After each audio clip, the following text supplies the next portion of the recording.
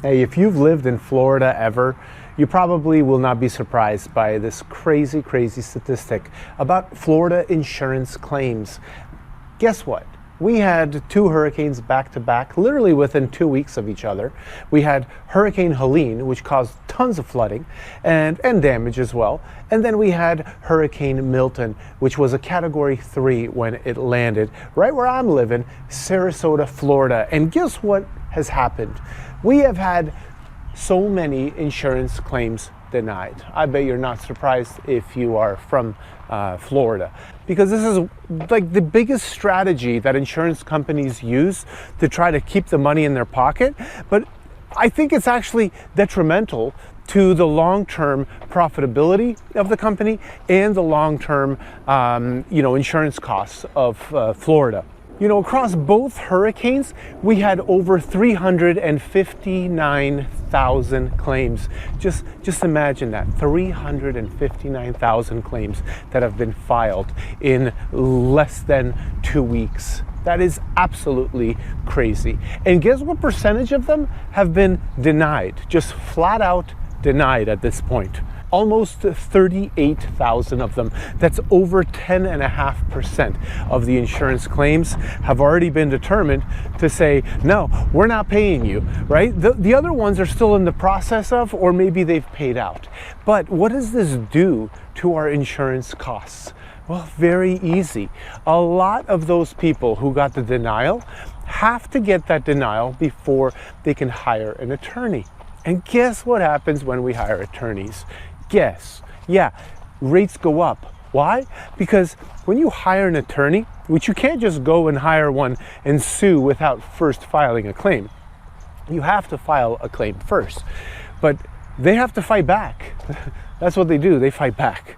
And they get their attorneys. And then the costs go up because the attorneys, they're not free. They charge a lot of money. So first, you get the denial, then you hire an attorney. They hire an attorney, so now we have two attorneys getting paid and costs going up dramatically from that. And then eventually they'll most likely settle. At some point in time, there's going to be a negotiation between the attorneys, and they're going to say, all right, here's how much we're willing to take. Now, both attorneys are going to get paid, okay? That's like a non-negotiable, okay? Are you going to get enough money to repair the damages that you're claiming? That's a maybe, okay? Maybe. And if you do get enough money, great. But you're still probably going to get dropped by that insurance company. But it doesn't matter, they made money on you, then they paid out, and at the end of the day, you're just a bad client. So does it surprise you that insurance claims are being absolutely, denied just right off the bat? It doesn't surprise me. And I think the insurance industry is basically a scam in Florida. We have the highest rates of insurance. We have the lowest amount of percentage payouts. And when it comes to just regular Florida insurance, it's not just the homes, right? There's also commercial building. There's also like loss of income, rental income. There's car insurance. I mean, cars got flooded. Cars got trees falling on them. So car insurance also goes up from all of this.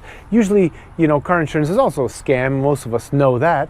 But, when it comes to just like the future of insurance in Florida, this is like another big setback. Just like 2 years ago, on September 28th, 2022, Hurricane Ian hit the area, and just like that hurricane caused insurance rates to spike, I mean absolutely spike. They went up a good 25% from just that one hurricane because there were so many lawsuits.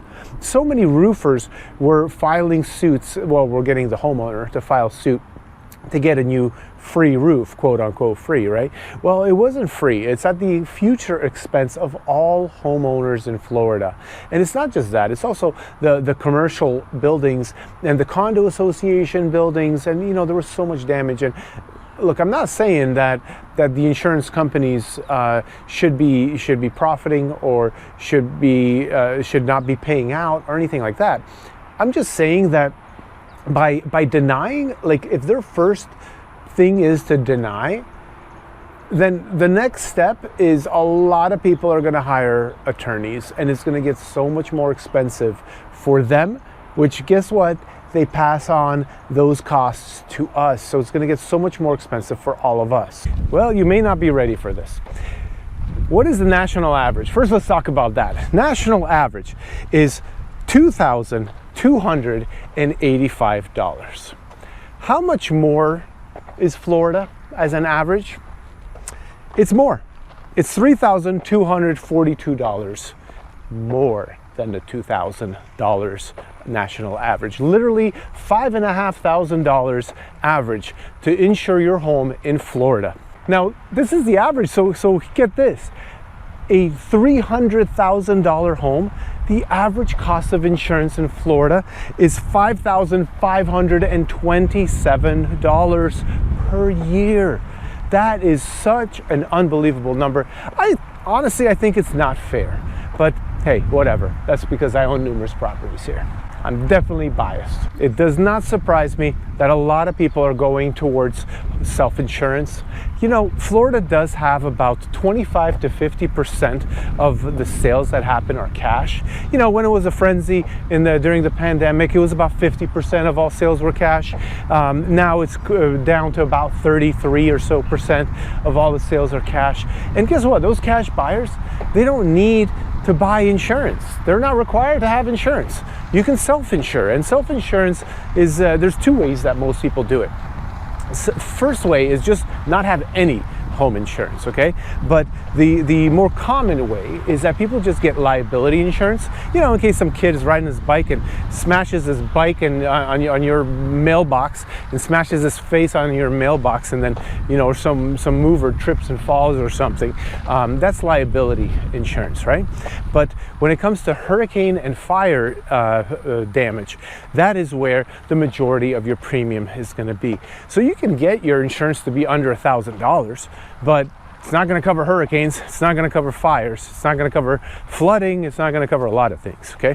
So I do think that that is a very common thing that people are doing, and it can backfire. It can backfire really badly. I mean, one single event can set you back, you know, $50,000, $100,000, okay?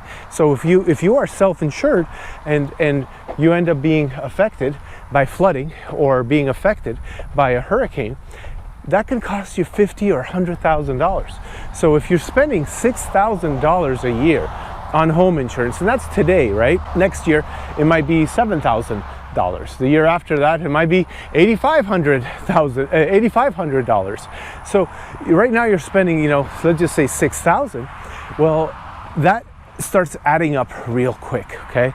And if you put that away in a separate bank account, as if you have your regular insurance, maybe you only put $5,000 away because you get a $1,000 liability only policy, okay? That is a strategy a lot of people are doing. I'm not sure what I think about that. You know, a part of me says that's a good idea because insurance is a scam, and then you have to hire attorneys, you don't get your things fixed, and you just wait, and a lot of aggravation.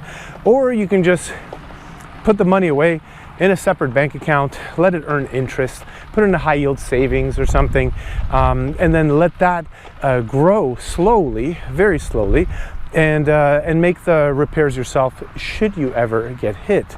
Now, I've lived here for 32 years.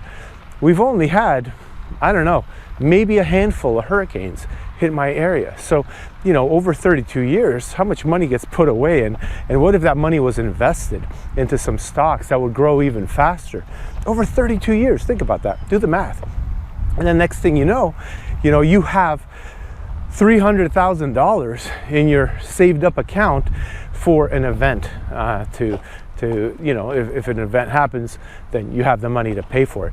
Do you self-insure? I want to hear your story. Please let me know. You can drop me an email, sarasota@sarasota.com. That's my email address. So drop me an email. Let me know what your story is. I'd be glad to feature it on, on a future video if you have an interesting story to tell, whether it's about insurance claims or maybe lack of payouts or something like that.